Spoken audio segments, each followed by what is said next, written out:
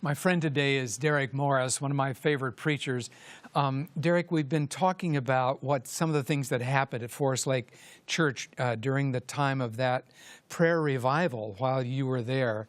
And Ruthie and I were blessed so often to drive over and participate with you and see lives transformed in prayer meeting. Yes. That's not typical everywhere. I remember this story of a man. I'd like for you to tell it. I remember the story of a man.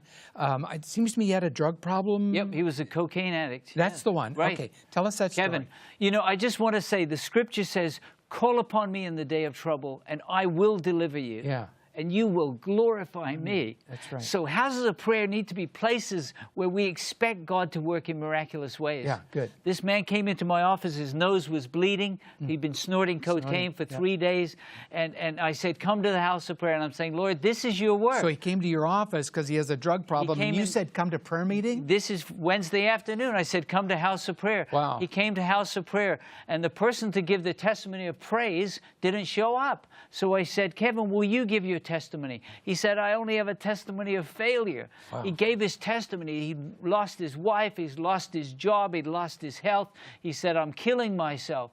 And he said, I need a miracle. And the people ran up, Don, like a tsunami. He was at the front, so they ran up. Okay. His mothers ran up. Sisters ran up. They surrounded him. They cried out to Jesus on his behalf. And you know, we need that kind of experience in houses of prayer. Absolutely. Because we believe our God is a miracle-working God. Expectations, we go and if we don't expect Several weeks went by, he wasn't there. Someone else in the auditorium said, I think he's at risk. Let's stop and pray for him. Wow. He was driving along with some marijuana in his hand at that very time. Amazing. He rolled down the window and he threw it out of the window. He knew someone, house of prayer time, was praying for him. Yeah. You know, we should be not surprised, but grateful. And you know that journey, I wish I could tell you that Kevin's never had any bumps. But you know, he has, but the community has refused to stop praying for him. Wow. We believe that God, he says, call to me and I will answer you, show you great and mighty things which you do not know. Yeah. And when people in the community, Don, know that this is not a religious show, this is not a circus. Yeah. These are men and women, young and old, who believe that God can work in supernatural ways. Let me ask you one other thing. You serve there in a fairly professional community. Yes. There's some who say, you know, we're just so busy today and everybody's got jobs and work and kids and stuff. A prayer meeting on Wednesday night just doesn't work anymore. But you know, when people hear that God is working, they say that, you know, like a wife comes, she says, I've been unfaithful to my husband.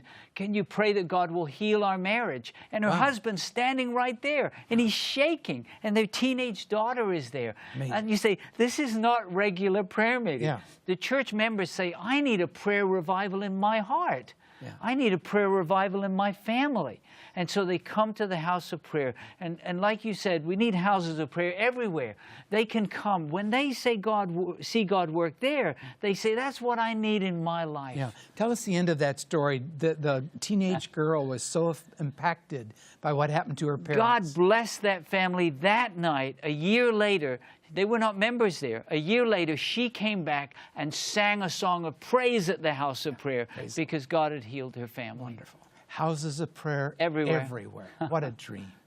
Thanks. Thanks so much. Thanks for the opportunity to share it on. You bet.